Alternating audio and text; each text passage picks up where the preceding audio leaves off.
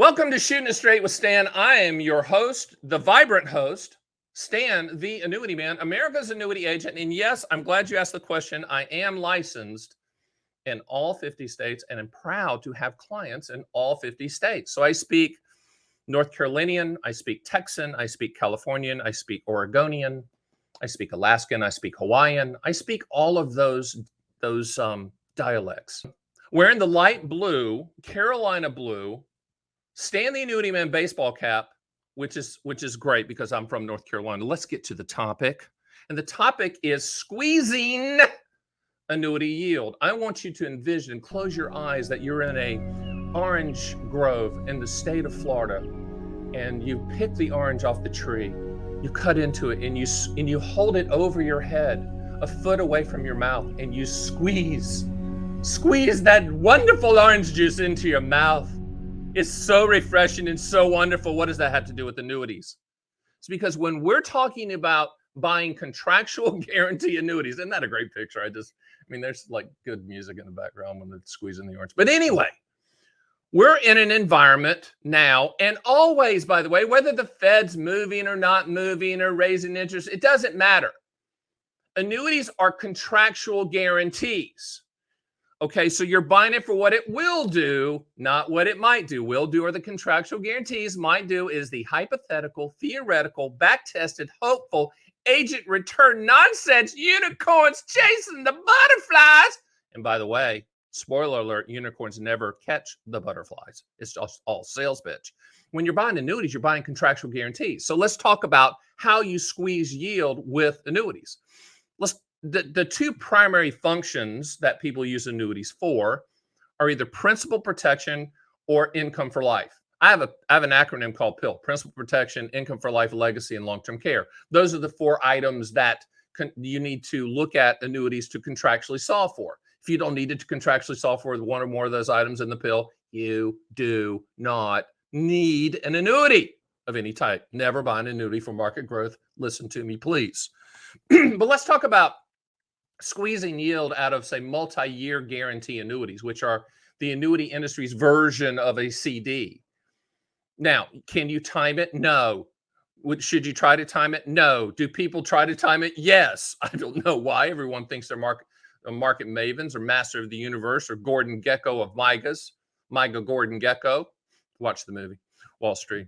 But MIGAs are the industry's version of a CD. You get a guaranteed interest rate annually for a specific period of time that you choose, whether it's a 1 year, a 2 year, a 3 year, a 4 year, a 5 year. You can go past the 5 year. You can go as far out as 10 plus. But my question is why? I would keep the maturity short, 5 years and in. So how do you squeeze yield? How do you make sure that you're not locking in and going to miss out? Well, you can't, but there's one strategy that helps, which is laddering the purchase. Give you an example. Someone says they have $300,000. They don't want to lose a penny. They don't want to pay any fees. They just want an interest rate. They don't need income. They just need a guaranteed interest rate. Stan the Annuity Man, America's annuity agent.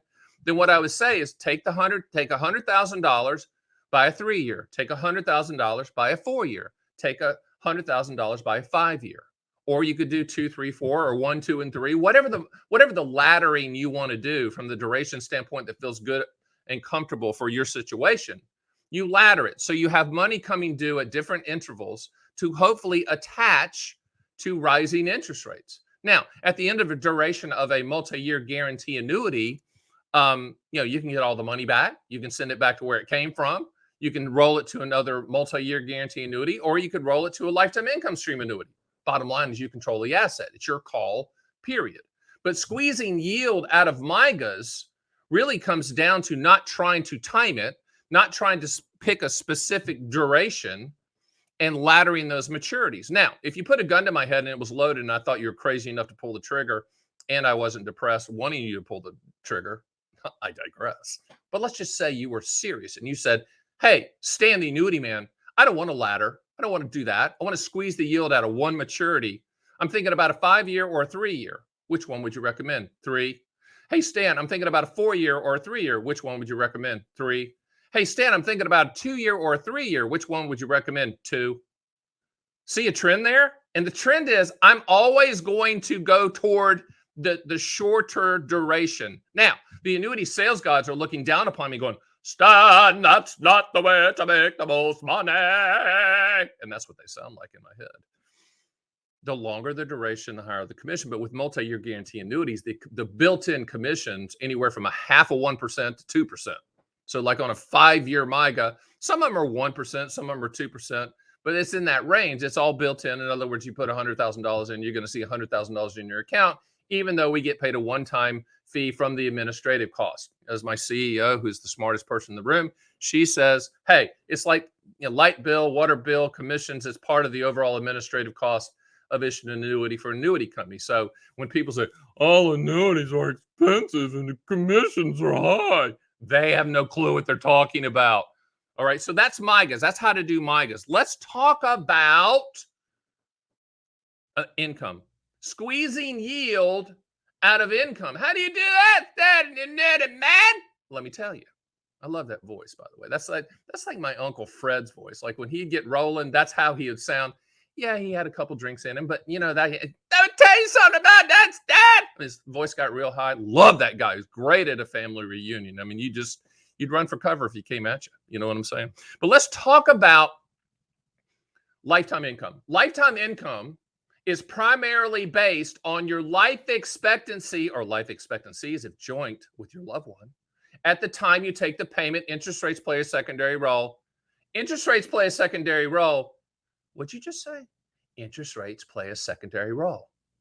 And the reason I keep repeating that, not because I'm OCD, but I do have those tendencies, is because I do have those tendencies. But I get through it, and it actually is a positive for business to be a little bit OCD, right? But I do touch doorknobs a couple times. You know what I'm saying? But interest rates play a secondary role because people say, well, I'm going to wait until another year to buy the immediate annuity lifetime income stream because of interest rates. Well, that's dumb, okay? Because if you do that, then you have to factor in the 12 payments that you miss while you're trying to be master of the universe, Mr. Market Timing, Mr. Annuity Timing. There is no such person, and the annuity companies have the big buildings for a reason. So wait a minute, Stan. You just threw that down. You threw that gauntlet down, and I heard it hit the floor. We are still talking about squeezing annuity yield. Yes, we are, and I'm glad you stopped me right there. The way to do it with lifetime income is to ladder the purchase. Hey, that makes sense, right? Because the older you are, the higher the payment. And if interest rates do happen to go up, even though they're a secondary pricing mechanism to the lifetime income stream, you're going to benefit from that. Okay, so that's squeezing annuity yield with lifetime income. Remember, as my buddy Tommy Hegna says, it's all about mortality credits, Stanley. And mortality credits is the pooling of risk. Or my really smart friend that's wearing the ascot and the smoking jacket and has the pipe, Moshe Milevsky, he calls them tontines, tontines, whatever. Again, pooling of risk. You're pooling the risk with people that of your age group to get a higher payment and sharing that risk. That's the annuity business. I mean, at the end of the day, it's all about life expectancy. The annuity industry is saying, hey, we think you're going to live to this age. And you're saying, you know what? I'm going to take that bet because I might live longer. And if I do, you're on the hook to pay, Mr. Annuity Company. And if I don't, I'm structuring my annuity that 100% of any unused money goes to the list of beneficiaries of the policy. And you, Mr. Annuity Company, doesn't keep a penny regardless of the circumstance, even though you're on the hook to pay. That's one of the biggest misconceptions about lifetime income is, well, if you buy a lifetime income stream annuity and you die, money goes poof. Well, that's life only, and that's one of 40 ways to structure it. Most of the people structure it so that 100% of any unused money goes to the beneficiaries, even though the annuity company's on the hook to pay if there's a medical miracle and Dr. Fauci comes up with a pill to make you live to 150. No offense to Dr. Fauci. He might do that, actually. Then the annuity company's on the hook to pay. Wouldn't that be neat? Because I have thousands and thousands of clients that have lifetime income stream annuities that are at zero on the account value, but the annuity company keeps paying. That's the reason I always offer this. I will fly to your funeral, your family. I'll fly myself. You don't have to pay. And I will sing a song about your return on investment, your ROI at your funeral. Why is that important? Because I don't know the ROI until you die. Okay? That's why. People say, what's the return on that? I don't know that until you die. But squeezing annuity yield At a multi-year guarantee annuities, fixed annuities, very, very simple. I mean, you just ladder it. You don't try to time it, and you keep the maturity short. And at the time of this taping, where interest rates are rising and we've been told by the Fed that they're going to continue to raise rates, you can wait and wait and wait and wait and wait and wait and wait and time it and time it. It's like, I think about, for the old people out there, they'll understand this. Remember when we used to turn the jump rope, two people turn the jump rope, and then the person, time it to try to jump in and jump into it's like that, but you can't time it perfectly. So keep your maturity short, ladder it, and if rates come to you, then great. You also have to look at this. It's kind of like lifetime income when you're looking at MYGAs and squeezing yields. When you're looking at fixed rate annuities and squeezing yield, you have to factor in those months that you're waiting and the interest that you're losing while you're waiting to hit the zenith point of yield. And remember, just like markets, the bell doesn't ring at the top or the bottom. With interest rates and multi-year guarantee annuities, bell doesn't ring at the top or the bottom ever. So pull the trigger, keep the maturity short, and that's not some sales pitch. That's just me doing it for 3 decades and knowing how to do this. But with lifetime income, that's the other one. Well, I'm just not sure. I'm just not sure of the interest rate. It's not about interest rates. It's about life expectancy. And when you're squeezing annuity yield with lifetime income type products, also remember this, because life expectancy drives the pricing train, right? What's a risk? What's a risk that you're not even thinking about right now? Nope, that's not it. Nope. No. Okay, let me tell you. It's the life expectancy tables changing against you, meaning that the annuity companies say, well, you know what? We looked at the studies and the CDC and the previous COVID stuff, and we determined that you're going to live longer. What does that mean to you? That means there's going to be more payments, which means the payments are going to be lower. So just don't focus on interest rates right now, player, Chester. Focus on the possibility, a good one, that life expectancy tables will change against you. So if you buy lifetime income now, what are you doing? You're locking in permanently the life expectancy tables now, which might be a better play than trying to time the interest rates, which play a secondary role in the pricing. Bottom line is this: you cannot time it, whether you're doing principal protection MYGAs or lifetime income stream. I know you're smart. I know you have advanced degrees. I know you're a master of the universe. I know you made all this money in the stock market, and now you're going from accumulation to decumulation, and you're trying to figure out how to do transfer risk annuities.